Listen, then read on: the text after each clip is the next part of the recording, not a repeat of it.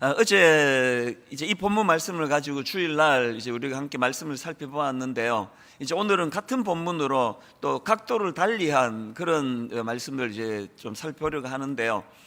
제가 한 두 달 전이었던가 그 설교 시간에 그 어느 막국수집 사장님이 쓴 책, 작은 가게에서 진심을 배우다, 이 책을 소개해 드리지 않았습니까? 이제 제가 그 책을 읽으면서 그 식당을 찾아주는 그 손님들을 향한 이 식당 주인의 특별한 그 관심과 사랑, 이게 너무나 인상적이고 독특해서 제가 그 책을 읽으면서 감동을 많이 받았다고 그런 말씀을 드렸는데요.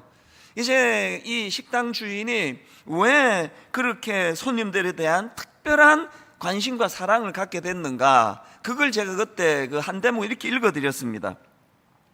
국수집을 시작한 것은 생계 때문이었지만 그러다 보니 손님이 오면 음식을 만들어서 내고 돈을 받는 일이 기계적으로 반복될 뿐이었습니다. 그런데 시간이 갈수록 국수 먹는 사람들이 눈에 들어오더군요. 저는 이게 국수집뿐만 아니고요, 목회도 마찬가지예요. 너무나 기계적으로 제가 해야 되는 일, 이제 설교 준비하고 또 주일이면 와서 설교하고 또 화요일이면 순장반 인도하고 또 화요일 오전에 교역자 회의를 주관하고 신방을 가고 상담을 하고, 이게 그저 그 루틴하게 진행이 되는 일상이 돼버리면요, 여기에 반드시 권태감이 찾아와요. 더군다나 이제 이 식당이 막 이제 알려지고 막 손님이 모여들고 돈이 막 모여지고 그러면 이제 막 돈 버는 거에 대한 즐거움도 예전 같지가 않습니다. 그게 그냥 일상으로 되거든요. 분당 우리길 처음 개척하고 이제 막 초기에 사람들이 모여들기 시작하니까 그것도 이제 굉장한 에너지가 되더라고요. 그리고 막 사람들이 막 한 번도 못 들어봤던 목사님 설교가 은혜가 됩니다, 말씀이 좋네요, 막 이런 이야기가 들릴 때 이것도 저에게 막 에너지가 되더라고요. 막 이게 더 열심히 준비해야 되겠다 그러는데요, 그 새우깡 하나 먹을 때 맛하고 두 봉지째 먹는 맛이 다르다고 그러잖아요. 이게 이제 막 사람이 계속 모여들고 계속 칭찬 듣고 돈이 계속 모이고 하는 일이 계속 잘 되면요, 그게 더 이상 에너지가 되지 않습니다. 이 식당 주인의 이 마음이 너무 잘 이해가 돼요. 시간이 갈수록 그저 손님 오면 음식 만들어내고 나가면서 돈 내고 이게 이제 반복이 되니까 당연히 거기가 이제 식상하고 이게 좀 그 권태감이 찾아올 수밖에 없는데, 이 식당 주인이 너무나 지혜로운 게요, 그 권태로움을, 그래서 이제 식당에 이제 점점 나오는 시간이 줄어들고 골프 치러 다니고 뭐 그런 경우도 많다고 들었습니다. 그래서 이제 종업원들한테만 맡겨 놓으니까 불친절해지고 맛이 없어지고 손님이 떨어지고 이런 게 이제 거의 반복되는 일인데, 이 식당 주인이 너무나 지혜로운 것은 그렇게 이제 막 권태감이 오고 막 이제 막 돈 받고 돈 벌고 이게 뭐야 이게 사는 게, 이럴 때 그분의 초점을 두당 얼마라고 생각하던 거기에서 사람을 주목하기 시작했다는 거예요. 그래서 한 사람 한 사람의 관심을 가지고 어떻게 하면은 저분들에게 좋은 기쁨을 줄 수 있을까, 그렇게 전환을 했더니 그것이 새로운 활력을 가져다 주더라. 그래서 제가 우리 전체 교역자들에게 이 책을 제가 소개를 하면서 이게 목회적으로도 똑같다 그러면서 제가 했던 이야기가요, 그 식당 주인이 너무나 지혜로운 게, 그 식당 주인은 자기가 파는 막국수 한 그릇에다가 스토리를 입혔다, 그런 이야기를 했습니다. 이게 굉장히 중요한 포인트예요. 막국수 그거 한 만 원? 그 집은 또 되게 싸요. 그게 8,000원인가? 그거에 불과한 아무 의미가 없어 보이는 막국수지만 거기에 이분이 스토리를 입히니까 그게 8,000원으로 계산되지 않는 엄청난 가치가 만들어지는 겁니다. 예를 들어 볼까요? 제가 그때 그 대체 공휴일 어느 날 이제 아내하고 이 식당을 갔어요. 책을 이제 읽고 너무 이제 감동이 되니까. 그날 이제 식당을 가는데 막 이제 이 날을 잘못 잡은 거죠. 이게 대체 공휴일 날 가노니까요, 막 벌써 막 입구부터 막 엄청 막히게, 좀 불길하게 생각했죠. 이게 뭔가 이게 못 먹을지 모르겠다는 생각을 하고 갔더니 아니나 다를까 1시 좀 넘어서 갔는데 그때 대기 손님이 200명이에요. 1시 좀 넘어서 갔는데 2시간을 기다려야 된대요. 망설이지 않고 돌아왔죠. 무슨 막국수 한 그릇 먹겠다고. 내가 새벽 3시 반 넘어가지고 내가 그렇게 먹을 만큼 막국수를 사랑하지 않아요. 중요한 건 지금부터예요. 아니 그렇게 그 귀한 대처 공휴일날 아내와 함께 막국수 먹으러 갔다가 내가 허비한 시간이 몇 시간이에요. 가는데 길 다 막히고 돌아오고 막 이러는데 또 막 시간 다 쓰고 점심도 막 엄청 딴 집에 가서 냉면을 시켜가지고 늦은 시간에 냉면 한 그릇 먹었는데 중요한 게 뭔지 아세요? 그 식당 주인이 막국수에다가 스토리를 입혀놓으니까 그 시간이 기분이 나쁘지 않은 거예요. 이 허비했네 이거. 괜히 쓸데없는 시간 보내는 잃지 않고 즐겁더라고요 이게. 헛방 쳤네? 깔깔거리면서 아내와 같이.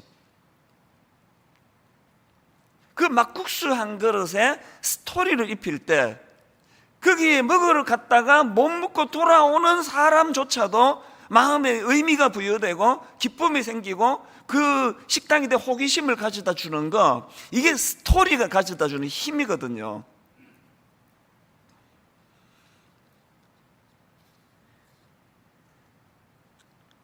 우리가 신앙생활을 하는 데 있어서 초신자들이 저는 부러워요.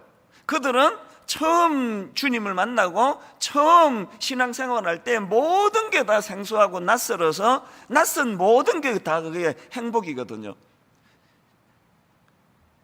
결혼할 때 신혼이 왜 즐겁습니까? 낯설기 때문이에요. 처음 가보는 그 길에 사랑하는 아내와 함께 가정을 꾸려나가는 모든 거, 그게 낯설기 때문이에요. 근데 왜 한 10년 지나면 권태기가 옵니까? 이 결혼하는 청년들만 오늘 본당에 있어가지고 뭔 소리요 이런 표정 같은데 자세히 얘기 안 할게요. 하여튼 신혼은 즐거워요. 빨리 결혼하세요. 누구 약 올리나 뭐 그런 생각을 하겠지만 하여튼 하세요 결혼. 어디까지 했죠? 예수님과 처음 만난 그 세 가족들이 부러운 게 그거예요. 저처럼 이제 평생을 예수 믿고 교회 다니면, 그리고 또 처음 신학교 가고 교육전산 때 막 설교도 행복하고 말씀 전하는 거, 전도하는 거, 청년들 상담하는 거 막 너무너무 행복했는데요, 이렇게 목회를 한 30년 넘어가면은요 이게 모든 게 다 너무 익숙해서 권태롭거든요.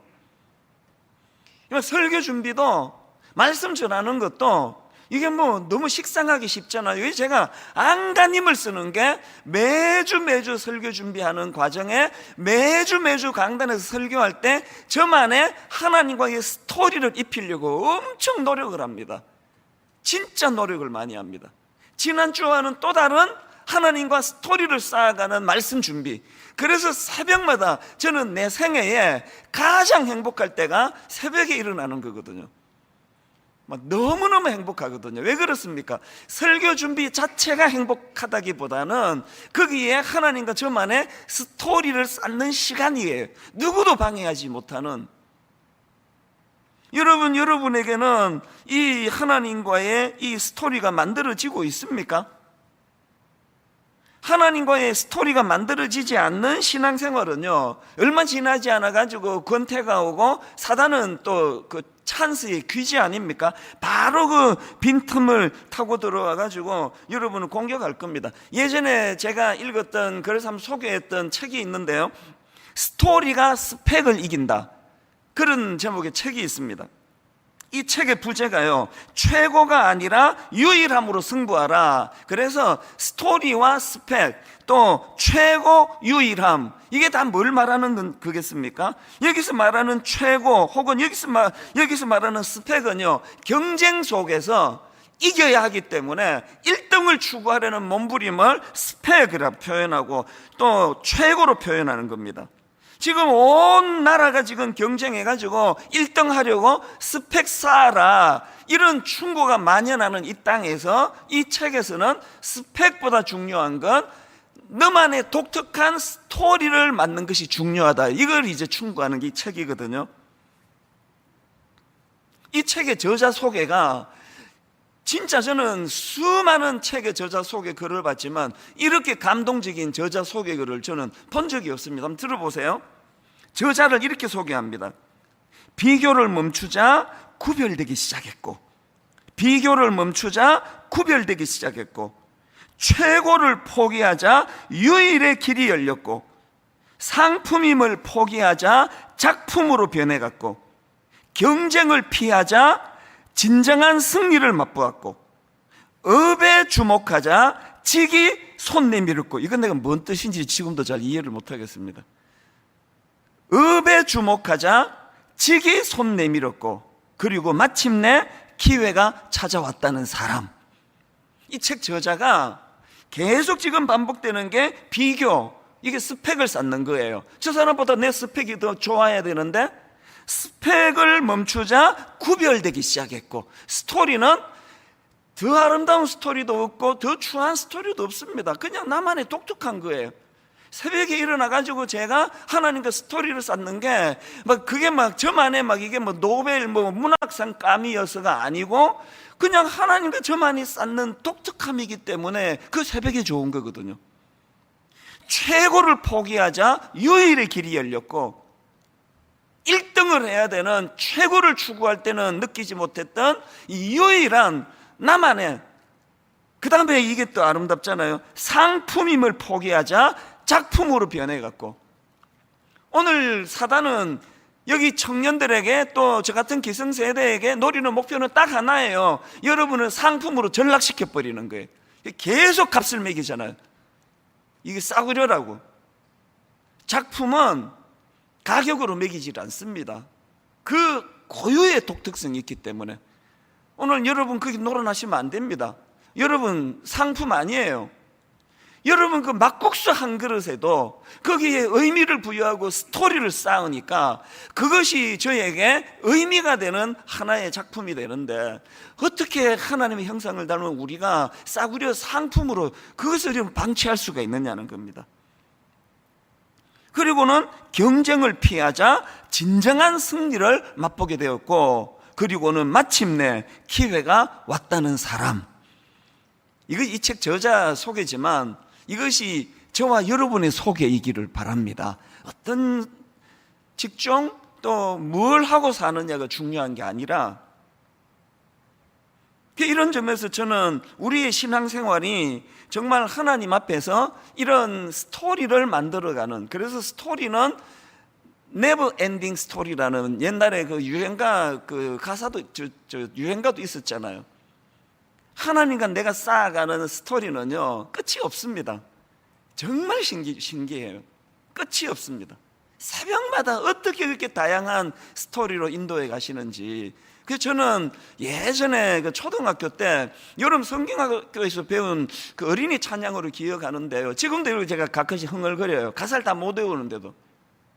작은 광주리에 모세를 알죠, 어두운 구덩이에 예레미야도, 큰 물고기 속에 요나도 알죠, 방주 속에 있던 노아 가족도 모두 만나보겠네, 천국에 가면 보겠네, 내 죄가 용서받아 자유케 됐네, 모두 만나보겠네, 천국에 가면 보겠네, 이 얼마나 즐거운 모임일까. 저의 특세는 절대로 졸 수가 없습니다. 2절도 있는데 2절이 이렇게 시작해요. 크고 장사였던 삼손을 알죠, 기도할 줄 알던 엘리야 선지, 사자굴에 갇혀 있던 다니엘, 물맷돌로 거인 죽였던 다윗, 모두 만나보겠네, 천국에 가면 보겠네, 내 죄가 용서받아 자유케 됐네. 한 옥탑 올려 해야 되겠다. 모두 만나보겠네, 천국에 가면 보겠네, 이 얼마나 즐거운 모임일까. 제가요 하여튼 난 청년들이 좋아요. 어른들 절대 박수 안 치거든요. 제가 한 번씩 지칠 때 이거 끝까지 외우지도 못해요. 왜 흥얼거리는지 아십니까? 제가 여기 나와 있는 작은 광주리의 모세, 어두운 구덩이의 예레미야, 큰 물고기 속의 요나, 방주 속에 있던 노아 가족, 또 크고 장사였던 삼손, 기도할 줄 알던 엘리야 선지, 사자굴에 갇혀 있던 다니엘, 문맷돌로 거인 죽였던 다윗, 사자굴에 갇혀 있던, 내가 다윗이라 그랬나요? 다니엘. 여기 나오는 수많은 믿음의 인물들 하나하나가 그 누구와의 경쟁도 없고, 누가 더 훌륭하고 누가 덜 훌륭하고도 없고, 이 한 사람 한 사람 한 사람이 딱 한마디로 특징 지어지는 하나님과 자기만이 쌓아가는 스토리가 있는 거예요. 스토리가. 그 스토리를 한마디로 압축할 수 있었기 때문에 이 모든 인물들이 다 너무나 아름다운 거거든요. 오늘 세상은 여러분 보고 경쟁하기 위하여 1등 해라, 1등 하려면 스펙을 쌓아야 한다. 제가 그 책에 보니까 믿어지지 않는, 초등학교 4학년 때부터 스펙 쌓는 것을 강요하는 그런 경우가 있다 그러네요. 여러분, 다시 말씀드립니다. 하나님과 함께하는 신앙생활은요, 지루할 수가 없는 스토리를 만드는 거예요. 교리를 왜 익혀야 되는지 아세요? 교리 공부를 해야 되는 건 교리로 말미암아 정확한 그 하나님에 대한 정리가 된 상태로 스토리를 만들면 중구난방이 아니라서 그래요. 젊을 때부터 교리 공부하셔야 돼요. 책 구해서 다 할 수 있습니다. 그리고 교리의 바다에 빠져버리면 안 돼요. 이론으로 빠지지 아니하고 그 귀한 교리를 가지고 하나님의 스토리를 만드는 도구로 써야 된다는 거예요. 사실 아까 제가 새벽 3시 좀 넘어서 이렇게 오면서 되게 마음이 좀 씁쓸했거든요. 이야, 이런 특색을 내 생애에 보는구나. 막 새벽 3시에 이 도로가 막 마비가 되고 막 난리가 나고 막 그냥 막 주차 봉사 우리 교역자들 원래만큼 할 일이 없어서 쓸쓸한 때도 없을 겁니다. 골목골목 나가서 주차 안내하고 그러는데 아무도 없이 텅 빈 거리를 오니까 기분이 묘하더라고요. 그랬는데 이게 딱 앉아서 이제 마지막 말씀을 다듬고 있는데 우리 청년들이 이제 본당에서 막 이제 연습하는 그 소리가 들려지는데 마음이 막 너무 뜨거워지는 거예요. 그러면서 우리 청년들을 위한 무슨 기도가 나왔을까요? 하나님, 이거를 그냥 단회적인 일회성 행사로 끝내지 않도록 아버지, 저들에게 오늘의 이 시간이 뭐 거의 밤새고 나왔거든요. 청년들이 들어보니까 그런 모든 것들이, 여러분, 이게 2021년 코로나가 득세하던 그 어느 해에 여러분이 오늘 하나님과 스토리를 하나 또 만든 거예요. 이 스토리를 쌓아가는 거거든요. 그래서 오늘 본문 말씀을 이 각도로 이제 어제에 이어서 이제 이 각도로 본문을 제가 한 번 더 살펴보려고 했는데요. 자, 한번 보십시오. 창세기 12장 1절에서 여호와께서 아브라함에게 이르시되 너는 너의 고향과 친척과 아버지의 집을 떠나 내가 너에게 보여줄 땅으로 가라. 그랬더니 4절, 이에 아브라함이 여호와의 말씀을 따라갔고, 여러분, 여기 나와 있는 이에라는 접속사의 의미가 뭔지 아시겠습니까? 이에 아브라함이 여호와의 말씀을 따라갔고, 이거는요, 아브라함이 하나님의, 우리 같이 스토리 좀 만들어 볼래? 그렇게 하고 1절에서 툭 던진 제안에 대하여 이에 좋죠, 그것의 의미예요. 그 아브라함의 이에라는 하나님 말씀에 대한 반응이 있는 그 순간부터 이제 하나님과의 스토리가 만들어가기 시작하는 거예요. 하나님께서 이민생활하던 저에게 너 한국에 가서 청소년을 좀 돕지 않을래? 강제로 하지 않으시거든요. 너 목사가 돼서 많은 사람들을 도와주는 일을 나와 손잡고 하지 않을래? 그랬을 때 제가 이해로 반응해서 귀국을 했잖아요. 그때부터 하나님과의 스토리가 본격적으로 쌓여지는데 그 즐거움은 이루 말로도 알 수 없는 인생길이었다는 겁니다. 근데 여러분, 아브라함의 이제 여정을 앞으로 살펴보면 알겠지만 그때부터 이제 고생 끝, 행복 시작 아닙니다. 기근도 오고요. 또 막 아내를 뭐 누이라고 그렇게 속였다가 망신도 당하고요. 희로애락 그대로 있습니다만, 여러분 어릴 때 그 소풍 항상 전 기억을 해요. 다 식어 빠진 그 사이다 김밥에도 뭐 요새처럼 막 고기 막 이렇게 넣고 할 수 있습니까? 겨우 뭐 단무지 뭐 김치 썰어는 그런, 지금 생각하면은 너무나 투박한 김밥 그거 싸가지고 간 소풍길이지만, 그리고 그냥 어떤 소풍은 막 갑자기 폭우가 와가지고 막 옷 홀딱 젖고 막 비명 지르면서 그 나무 그늘로 찾아들고, 이 모든 것이 내 인생에 너무나 아름다운 스토리가 된 거예요. 너무나 아름다운 추억이 된 겁니다. 왜 그렇습니까? 김밥이 맛있어서가 아니고 사이다가 기억에 남는 맛이 아니고요, 내 친구들하고 함께 했잖아요. 혼자 어디 뭐 들판에 놀러 갔다가 폭우 만나면 그 재미 하나도 없는 사건이에요. 그런데 친구들하고 깍 비명을 지르면서 친구 손잡고 달려가면서 나무 그늘을 찾았던 그 모든 게, 그게 다 추억이 된 거예요. 그게 잊혀지지 않는 추억이 돼요. 왜 그렇습니까? 여러분, 사랑하는 사람과 함께하는 그 모든 건 다 추억이에요. 자꾸 예수 믿고 복 달라 그러고, 예수 믿고 평안한 길 가게 해달라 그러고, 예수 믿고 실패가 없도록 해달라 그러는 건 여러분 모르는 거예요. 하나님과 폭우도 만나보고 그냥 웅덩이에 또 빠져보기도 하고, 어떻게 건져주시는가 또 경험도 해보고, 이 모든 게 다 스토리예요.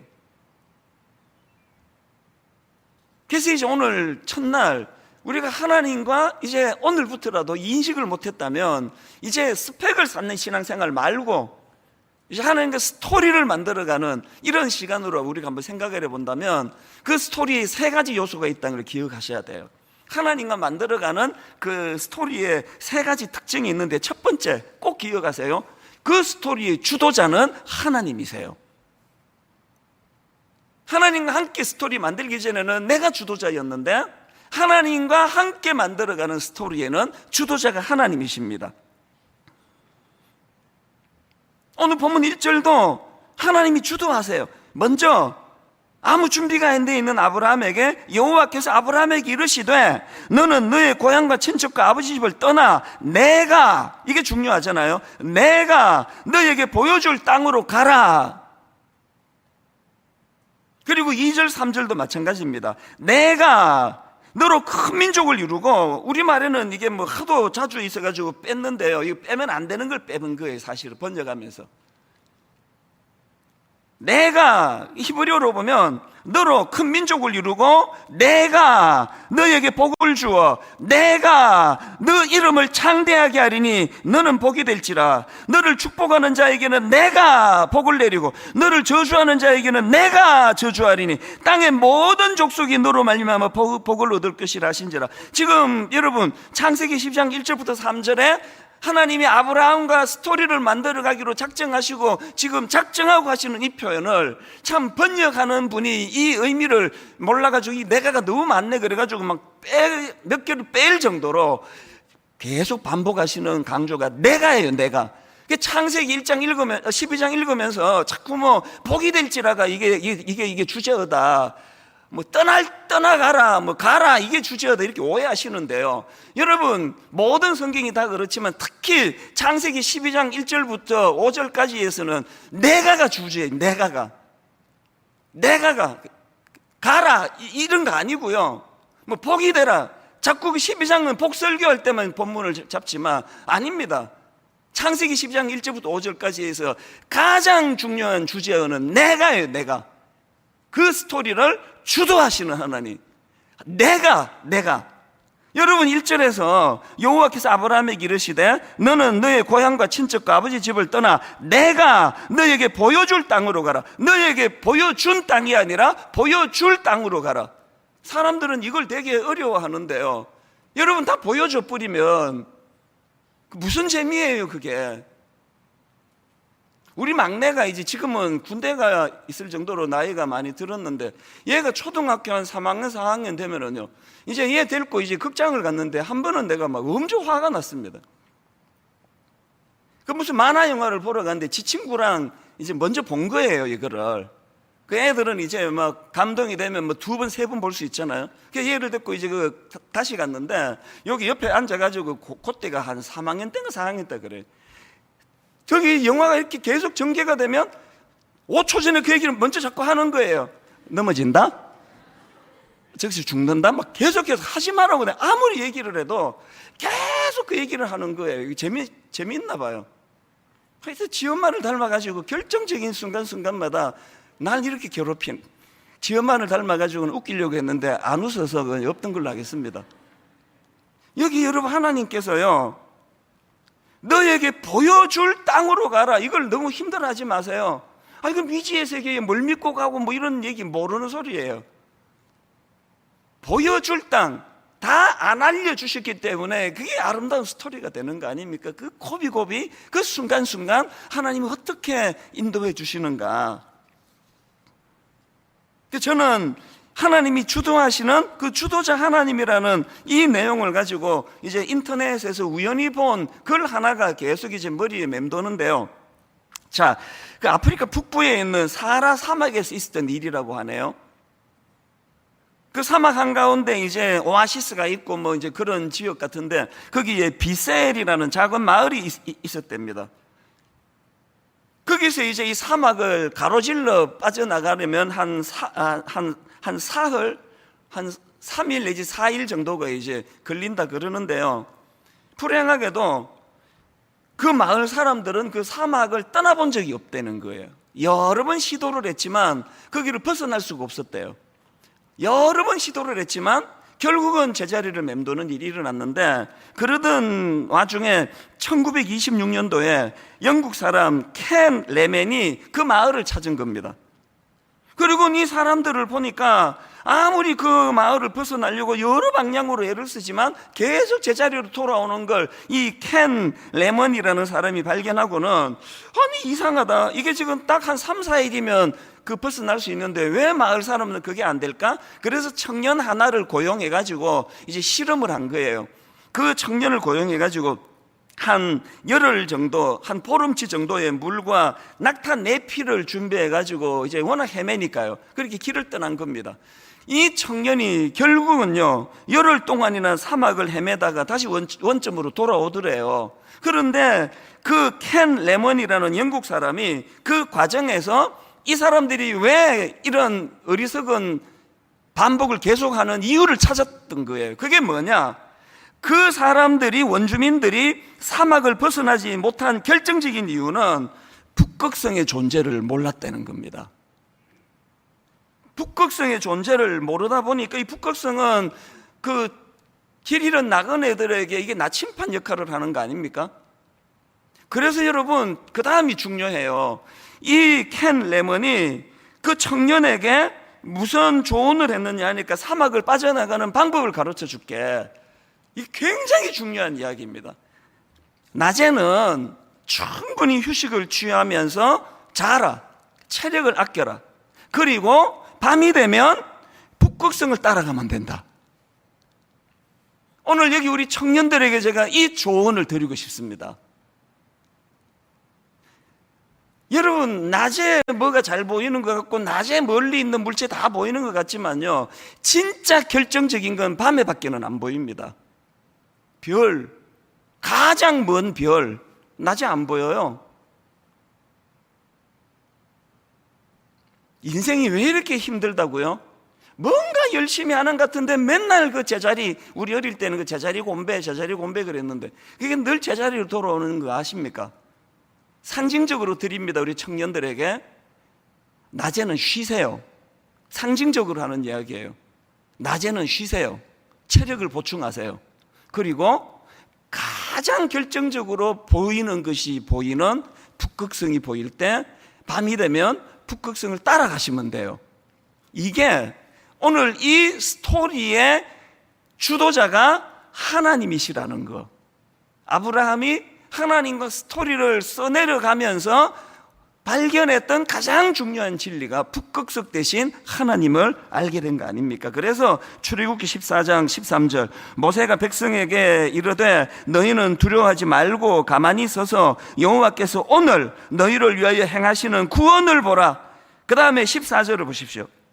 여호와께서 너희를 위하여 싸우시리니 너희는 가만히 있을지어다. 이게 그냥 뭐 놀고 먹으라는 뜻이 아닙니다. 이게 늘 우리는 이 말씀을 상징적으로, 제가 목회하면서 종종 하나님 앞에 너희는 가만히 있거라. 이 목사 깝죽대지 말고, 지금 막 네가 왕성하게 설칠 나처럼 보이니 이때가 네가 쉴 때야. 북극성이 떠오르기 눈에 보이기 전에는 설치지 마. 이게 너희는 가만히 있을지어다예요. 여러분, 이 스토리의 주도자가 하나님이시라는 거 기억하시고요. 두 번째로, 하나님과 만들어가는 스토리에 도구가 있는데요, 그 도구는 하나님 말씀입니다. 이게 도구예요. 저는 오늘 본문에서 흥미로운 표현 하나를 발견했습니다. 4절을 다시 보시겠습니까? 흥미로운 표현이 뭐냐? 이에 아브라함이 여호와를 따라갔고, 이렇게 기록되어 있습니까? 뭐가 흥미로워요? 여호와를 따라갔고가 아니라 여호와의 말씀을 따라갔고예요. 이 차이를 아시겠습니까? 같은 얘기거든요. 왜 아브라함이 여호와를 따라갔고 그러질 않고 여호와의 말씀을 따라갔고 그랬느냐? 하나님이 주도자 되시는데 주도자 되신 하나님이 말씀을 도구로 쓰시기 때문이에요. 같은 맥락의 말씀이 여러 군데 나옵니다. 구약에 시편 56편 10절, 내가 하나님을 의지하여, 그 다음 보세요, 그의 말씀을 찬송하여, 여호와를 의지하여 그의 말씀을 찬송하리로다. 하나님을 의지한다는 건 말씀을 찬양하는 거예요. 말씀을 신뢰하는 거예요.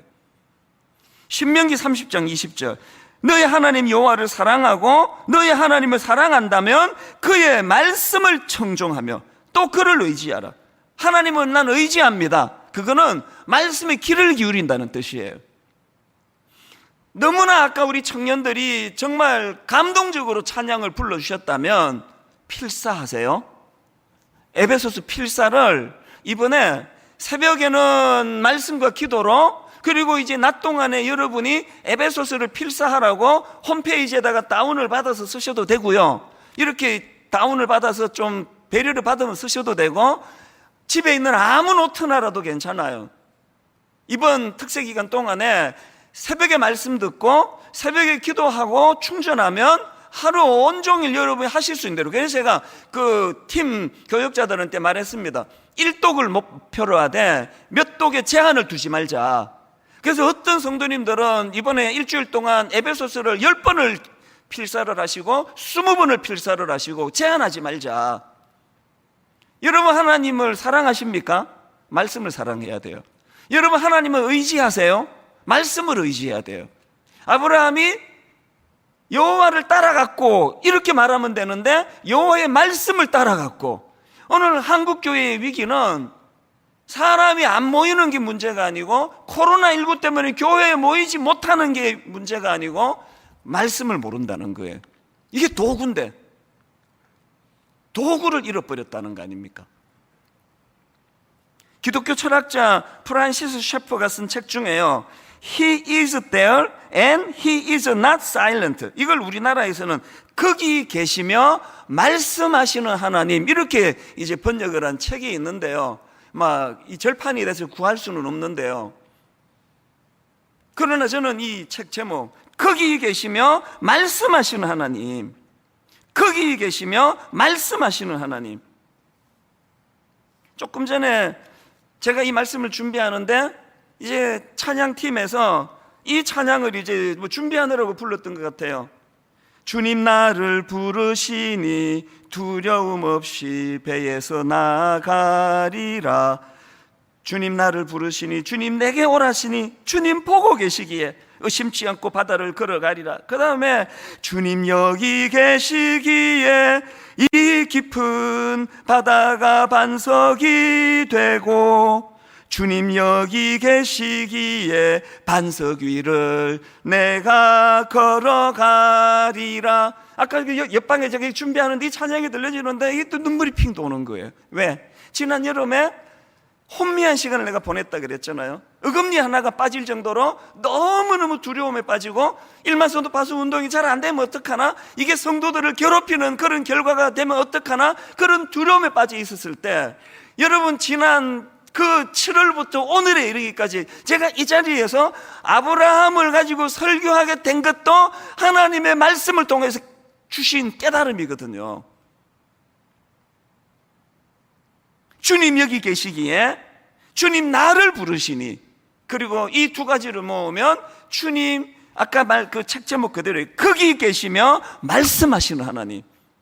지난 7월 이후로 너무너무 억장이 무너지고 앞이 캄캄하고 이제는 뚫고 갈 힘도 없고 되돌아오기에는 너무 멀리 와버린 이 절망적인 상황을 하나님은 너무나 멋진 스토리로 내 생애에 정말 잊혀지지 않는 아름다운 추억의 장이 제 책으로 한 1200장, 2200장, 3300장 그 이상으로 만들어졌을 텐데, 이번 여름 또 하나 너무나 아름다운 추억의 장이 만들어졌거든요. 그 모든 걸 이끌어 가신 그것이 새벽마다 말씀으로 해요. 말씀으로 저를 인도해 주셨다는 거. 우리 청년들, 여러분 너무나 아름다운 찬양 감사한데요, 여러분 이제 하나님의 도구가 말씀이라는 것을 꼭 기억하시기를 바랍니다. 마지막 세 번째로요, 하나님과 만들어가는 스토리의 결말, 마침내, 이게 액센트예요. 마침내 완성케 하시는 하나님이에요. 저는 5절 말씀이 너무너무 감동이 됩니다.